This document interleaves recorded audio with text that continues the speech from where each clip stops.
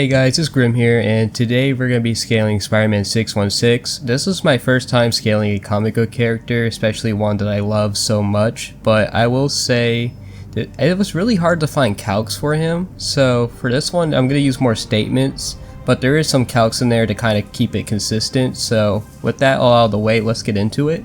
Starting with the low to mid-tier scaling, Spider-Man and the Amazing Spider-Man can lift a small private jet.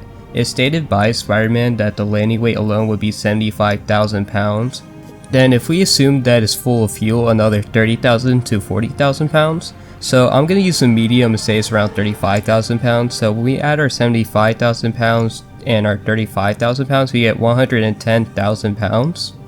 So now we can convert this to metric tons and get around 49.8 metric tons, or around class 50 lifting strength. Then in Spider-Man issue 98, he could lift a part of the Daily Bugle.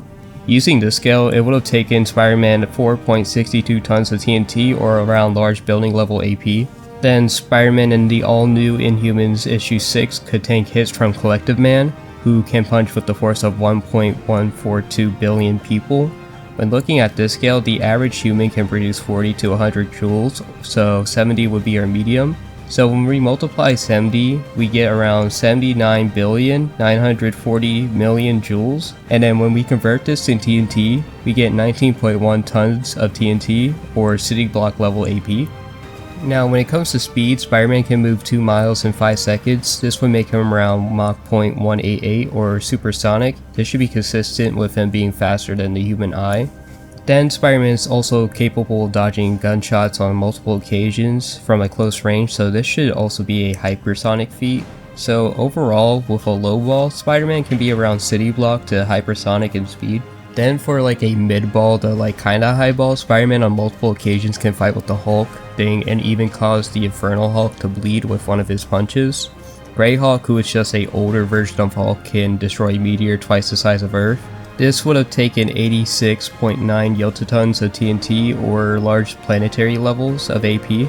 In Ms. Marvel 2006 Annual 1, Spider-Man can fight on par with Ms. Marvel and even caused her to bleed from the mouth when punching her in the face. This is the same Ms. Marvel who could take hits from Gladiator, who one-shotted their binary form, which has the power of a star, so this should be a star level feat for Spider-Man.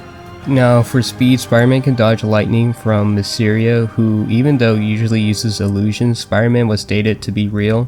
This should be consistent with Spider-Man being able to react within a microsecond. When looking at this scale, Spider-Man would have had to move at around Mach 7535.8, or massively hypersonic plus speed.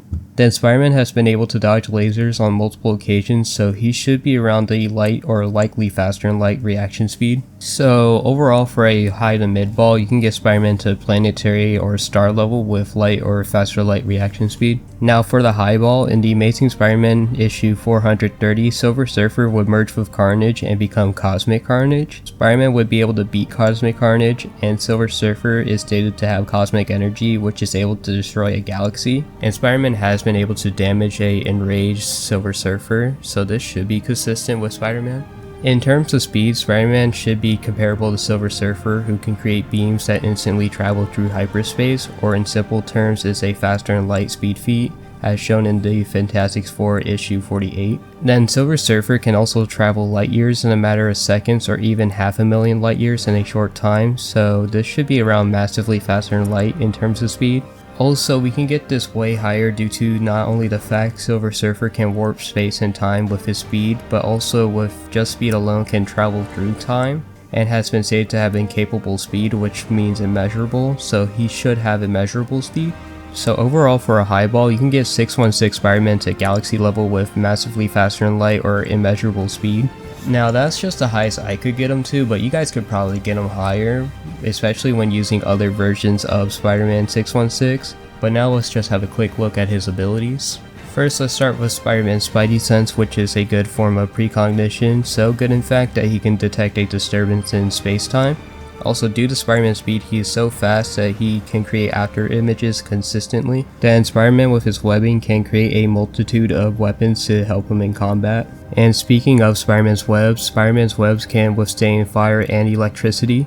Then finally, he implanted a chip inside himself which can prevent body switching. So that's gonna be it for now. I hope you guys enjoyed the video. If you're new, like and subscribe, and I'll see you guys in the next one.